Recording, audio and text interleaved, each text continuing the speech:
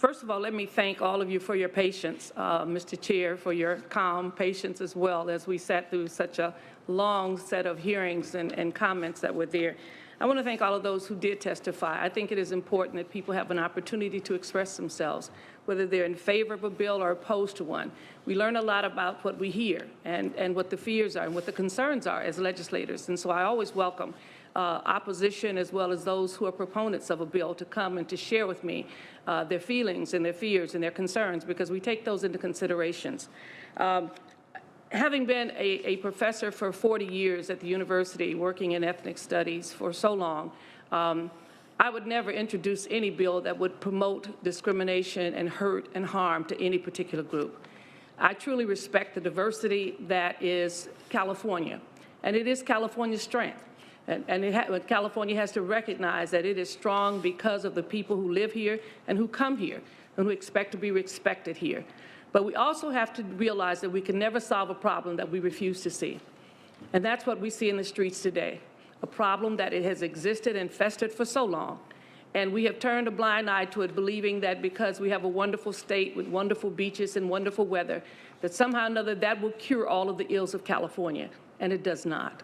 And so with that in mind, there's a coalition. And even though my name is on this bill as the first name, I was laughing because it was not supposed to be. I was supposed to be the last name.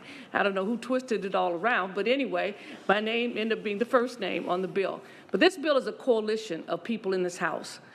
This is a coalition of all of the ethnic caucuses, the Women's Caucus, the API Caucus, the Jewish Caucus, and I'm trying to block LGBT Caucus, all of the individuals who know how important it is to be included, to be given an opportunity to be successful. I'm always pleased that so many people quote Martin Luther King. No matter where he is, his name is always invoked and his words are always important. But they have to realize the true king, the full king that is there. When he talked about, I don't want to be judged by the content, the color of my skin, but by the content of my character. That was contained in the I Have a Dream speech. That was a dream. That was not reality. That was dream. That was aspirational, what he hoped we would achieve.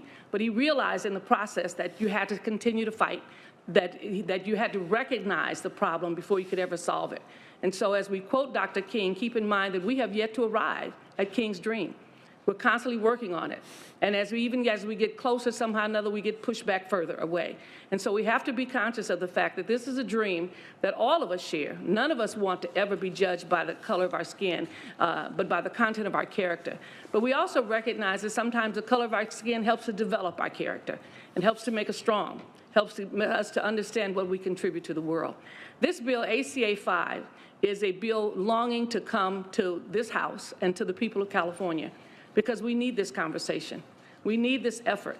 We need what it means to take an affirmative step, which doesn't mean giving away things, but it says that you have made a conscious effort to break down the barriers that exist in our society, a conscious effort to get rid of sexism and racism. You have made a conscious effort to see the ability of individuals in California and to give them the opportunity to grow and to develop. I want to thank you for your comments. I think all of us look forward to a California that we can someday live up to King's dream. But we know that that in order to achieve that dream, you first have to wake up and realize where you are and begin to work towards the dream. So with that in mind, I respectfully thank all of you for your patience and your time, Mr. Chair, and respectfully ask for your aye vote for ACA 5. Thank you very much, Dr. Weber. And first, I want to begin by thanking you for your steadfast leadership in really navigating ACA 5 through some of the very challenging waters that you found it in. And revisiting Proposition 209 has been a long time in coming. I'm glad this day will not be delayed any longer. In that spirit, in order to ensure that this measure before the Senate can get there as soon as possible, I will not be asking to be added as a co-author, despite the fact that I deeply wish I could add my name to this measure. So I'll just say that I hope you welcome me as a spiritual co-author on this very important measure. A large part of the reason I wish to be added as a co-author is because I believe that ACA 5 helps us rise to the match our current moment in history.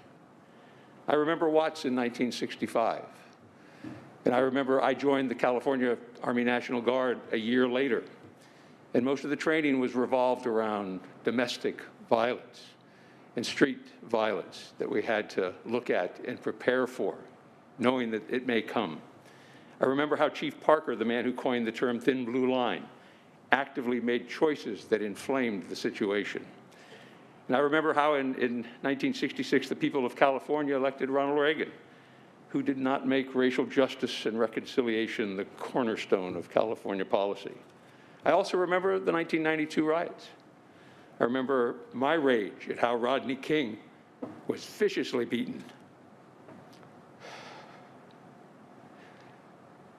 by really out-of-control police officers who were later found not guilty. I remember how Daryl Gates paraded his racism and mismanagement for all to see. And I remember my intense sadness when the people of California succumbed to Pete Wilson's actions in Proposition 187 in 94, and as mentioned, Proposition 209 in 1996. Today, California is at a similar crossroads. Just as 1965 and 1992, people of color are rightfully angry at a long history of institutionalized racism and policies that say, your lives don't matter. And just like in 1965 and 1992, the people of California have the chance to reject racism, reject institutionalized oppression, and say, Black lives matter, brown lives matter, the lives of people of color matter. 2020 needs to be different. And thank you for reminding us of that, Senator Mitchell. We need to check implicit bias and institutionalized racism in all areas of our lives. We need to do what we failed to do in 1965 and 1992 and 300 years before that. I believe that ACA 5 is a small but crucial step towards healing and addressing the dubious aspects of our state's legacy. I believe it sends the message that the legislature wants to meet this moment in history when California yielded to racism and where we failed to do what was right.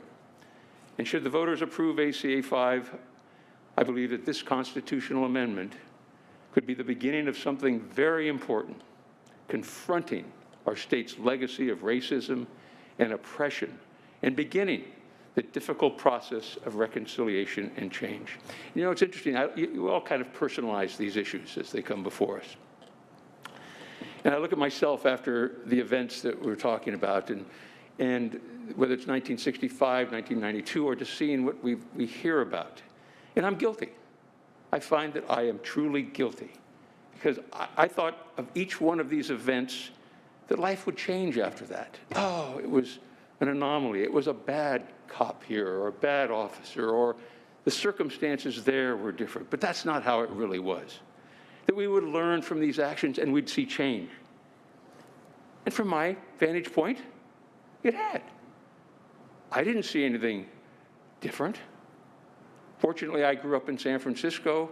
My parents, that's one of the best things they ever gave me, was that cultural diversity that I embraced and enjoyed, and felt that that's how it was everywhere. It wasn't. And I often thought, when I was ever pulled over by a police officer and I'm driving, a couple things go through my mind. First one is, how am I going to talk my way out of this? Second, am I going to go to traffic school, or am I going to pay the ticket?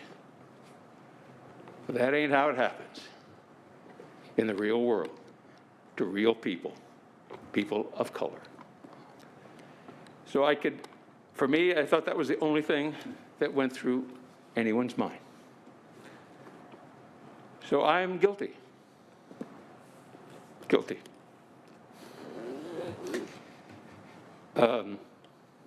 Little did I know. Maybe little is all I wanted to know. So my assumptions have been wrong. Now we have to change, and we must change.